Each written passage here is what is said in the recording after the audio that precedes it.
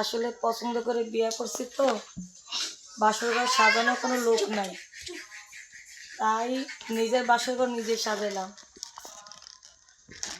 দেখো, প্রত্যেকটা মেয়েদের জীবনে একটা শখ, একটা ইচ্ছা আছে যে বাসর ঘর করবে। আর বাসর ঘর সাজা রাখছি, কিন্তু আমার বাসর ঘরের যে আছে শাড়ি টাড়ি গহনাগাটি সব কিছু আমার হাজব্যান্ড আনতে গেছে। সেই মার্কেটে গেছে নিজে, সেই বলতেছে পছন্দ করে বিয়ে করেছি তাতে কি হয়েছে, কিন্তু সবার জীবনে তো শখ লাগে। তাই আসলে আমরা গরিব মানুষ, ওরকম একটা ইচ্ছা পূরণ করতে পারি নাই। এই জন্য এই যে এই বেলুন টেলুন দিয়া, এই যে এগুলো দিয়ে মনে করে যে বিছনা, দেখো এই যে পুরো ঘরটা দেখাচ্ছি, ছোট্ট ঘর।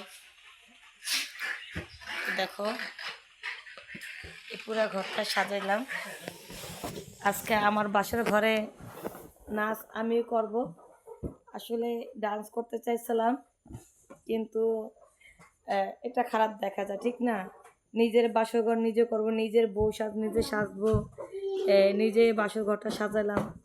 এখন যদি নিজে ডান্স করি তাহলে এটা কেমন দেখা যায়? আর আমার ঠান্ডা ঠান্ডা মনে করো গলা বসে গেছে গা।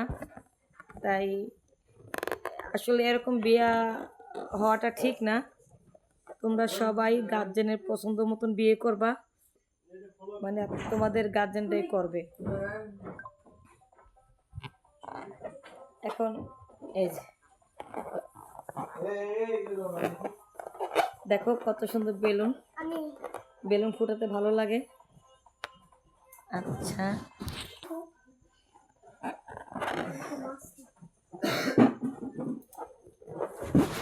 সবাই দেখা।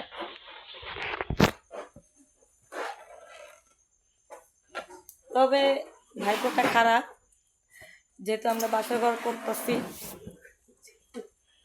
এটা আমার হাজব্যান্ডকে দেখানো হয়নি। এই একটু পরে আমার হাজব্যান্ড চলে আসবে, আর আমার হাজব্যান্ড আমার জন্য বিয়ের জন্য অনেক সুন্দর শাড়ি কিনছে, লিস্ট লিখে গেছে শাড়ি টাড়ি অনেক কিছু, এগুলো আমি আপনাদেরকে দেখাবো। তার আগে আমি এখন নেমে যাচ্ছি। মোটামুটি যেভাবে আমার হাজব্যান্ড এই ঘরটা উঠাইয়া তার বাড়িতে নিজের হাতে এই ঘরটা উঠাইছে, এখন সেই আর কি এই ঘরে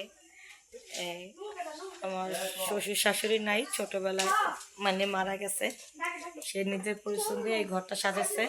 দেখো